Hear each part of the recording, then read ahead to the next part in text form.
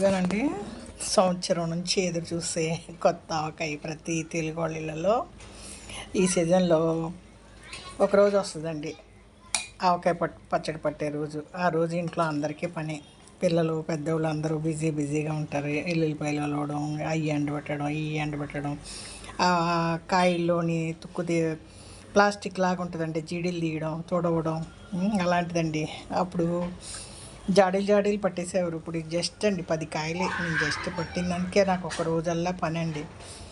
ఇది ఫస్ట్ మీరు కొలతలో వేసుకునేప్పుడు అండి, ఒక కొలత ఉంటుంది కదా, మీరు వేసే ఉప్పుని ఒక గుప్పుడు తక్కువ వేసుకోండి. మూడో రోజు మాత్రం ఇలా కలబెట్టినప్పుడు ఉప్పు కలుపుకుంటే బాగుంటుందండి. లేదా మీరు కొలత ప్రకారం ఉప్పు వేసేసారనుకోండి, ముక్కకి ఉప్పు పట్టేస్తుంది.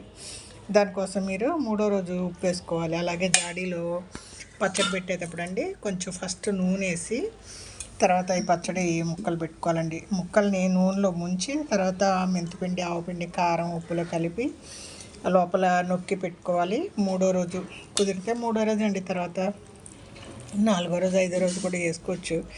మూడో రోజు అంటే మనకి సరిపోద్దండి. కాయల్లోని పులుపు బయటకు వచ్చి ఉప్పు కరిగిపోద్దని అంచనా అండి. మనం వేసిన నూనె జాడీలో పెట్టేసాకండి, ఒక కనీసం 2 ఇంచీలు 1 ఇంచు పైన నూనె అలా పోసి పెట్టుకోవాలి. అప్పుడే మీకు ఆ పచ్చడి నిల్వ ఉంటుందండి. లేకపోతే బూజు వచ్చేస్తుంది, పాడైపోతుంది. అందుకే నూనె కూడా నేను ఇప్పుడు జాడీలో నొక్కి పెట్టేసి పైన ఎక్స్ట్రా నూనె వేస్తానండి. మనం పల్లీల నూనె వేసుకోవచ్చు, నువ్వుల నూనె అయితే బాగుంటుందండి. పల్లీల నూనె బెస్ట్. ఇది గానుగ నూనె అయితేనండి, మీరు రిఫైన్డ్ ఆయిల్ ఎప్పుడు పచ్చడికి సెట్ అవ్వు.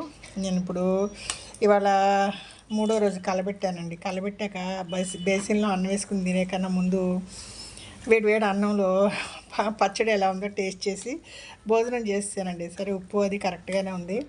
సరే నొక్కి పెట్టేసండి, పైన 1 ఇంచు 2 ఇంచుల నూనె వేసి పెట్టేస్తానండి.